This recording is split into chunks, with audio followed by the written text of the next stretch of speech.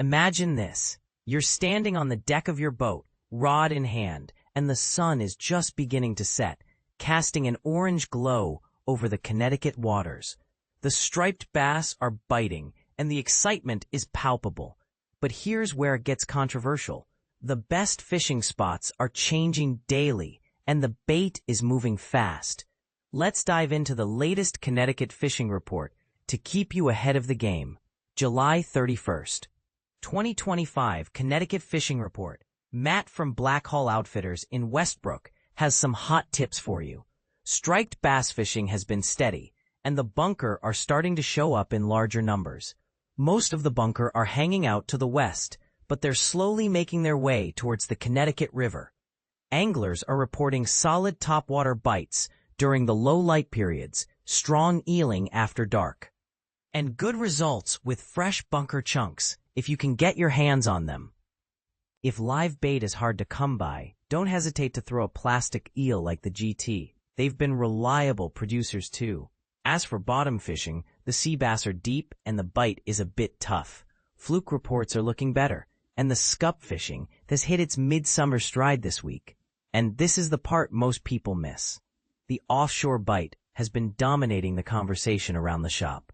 With solid weather and an improved jig bite, more anglers are venturing out. South of Montauk to southeast of Block Island, you'll find mostly 40 to 50-inch bluefin, with some much larger fish mixed in.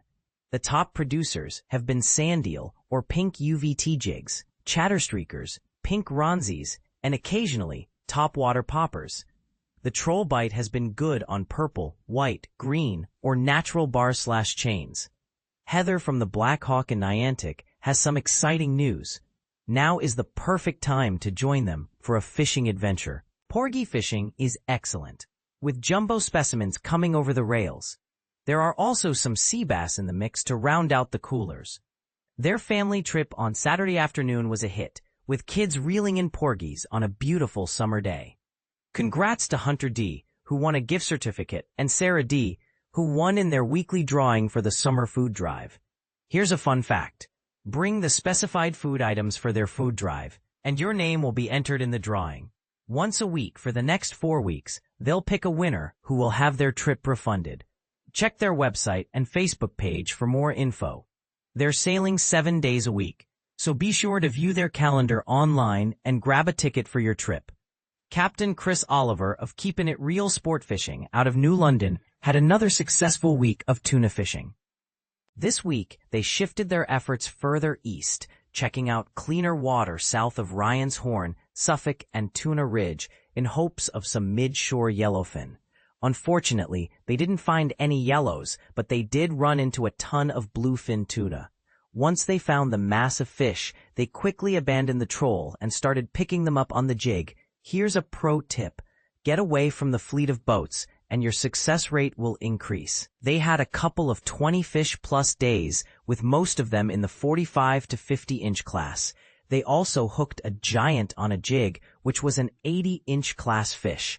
Out of the last 50 bluefin boated, the UVT jig in the shore catch pink glow color combination is responsible for at least 45 of those fish in the last few days.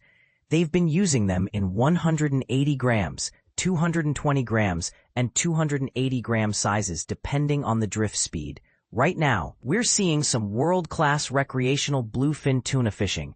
I'm not sure it can get much better. Want to get in on the bite? Find an OTW-approved charter fishing captain for Connecticut. Middlebank Sportfishing out of Bridgeport has some insights to share.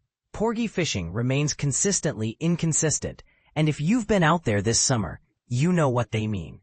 One day, they come in fast and furious with plenty of jumbos, and the next day is slow and spotty with smaller fish. But even on the slower trips, anglers are catching enough fish for a dinner or two. Tide and current have a lot to do with the fishing results as of late. They've made it past the new moon, and things should start to even out for a bit until the next moon. Mixed in with the porgies, they've seen some of the usual suspects. Sea bass, fluke, mostly short striped bass, weak fish, skate, and a lot of spot. Planning a trip soon? Visit your local tackle shop and pick up a box of sandworms, as they can definitely increase your odds of filling a bucket. When they can get them, They have been supplying sandworms along with clam. Plenty of fishing left before the kids go back to school. Visit their website to view their sailing schedule for August. Easy online booking 24/7. Follow them on Facebook to see their daily catch reports. Captain Chris at Elser Guide Service had another strong week of fishing, with similar results to the last few weeks. Daytime striped bass action has primarily come from trolling the tube and worm, as the big fish have been holding tight to the bottom. Anglers who like to chunk fresh bunker or drift eels after dark are also finding great success right now. Otherwise, it's mainly a trolling bite. Chris is still waiting for the topwater fishery to start picking up. If the amount of small bait in the Western Sound is any indication, it should get going soon. Chris finally saw his first Spanish mackerel of the season this week as well. And while numbers haven't been great, they always tend to kick up in August. Anthony Charnetsky of Game On Lures has some hot tips for you. Striped bass fishing has been hot despite the uptick in shark activity. All the usual summer hotspots are starting to see a consistent presence of bass, and they are chewing. Large plastics like 13-inch Duratec eels, XL Albi snacks, and topwater plugs like the 6-inch X-Walk have been working great. There is still a lack of bunker around, but it seems the sand eels and other smaller baitfish have been keeping the bass in the area. Some blues have been in the mix here and there, but the bite is consistent. Fluke fishing has slowed a bit, but there are still some cleapers to be had. Following the balls of small bait and dropping fluke spoons and bucktails with gulp has been the ticket. Sea bass has been good in terms of numbers, but the short keeper ratio has been tough. Porgy fishing has been lights out and a great option to fill the cooler.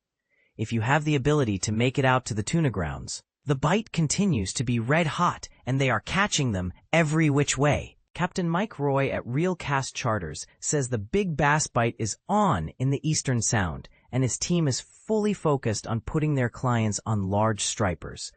The majority of their fish are coming on live bait, bunker and eels, but they are still catching on artificials as well. One notable thing they are seeing right now is the big influx of brown sharks throughout the region. Captain Mike said it's hard to find an area that doesn't have sharks feeding on hooked striped bass.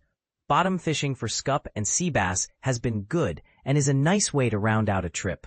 The nearshore tuna bite has been very good, and they are booking trips for that if you're interested. They have openings for August, so give them a call to take advantage of those spots while they last. Connecticut fishing forecast. The summer beat continues in Connecticut, despite increasing water temperatures throughout the Sound.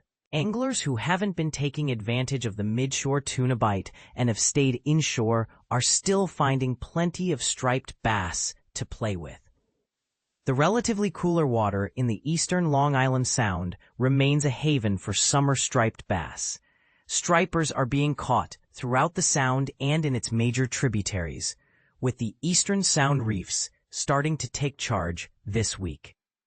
Reports of more bunkers showing up in the Central Sound also have anglers looking forward to this major bait source pushing further east. The Western Sound has slowed a bit, but there are still plenty of good bass and bluefish to be had. This is especially true for anglers fishing after dark.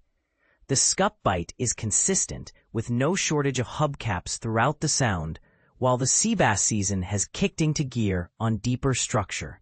Those targeting summer blackfish are also having some success, and you may find some keeper tog as bycatch while targeting the aforementioned species.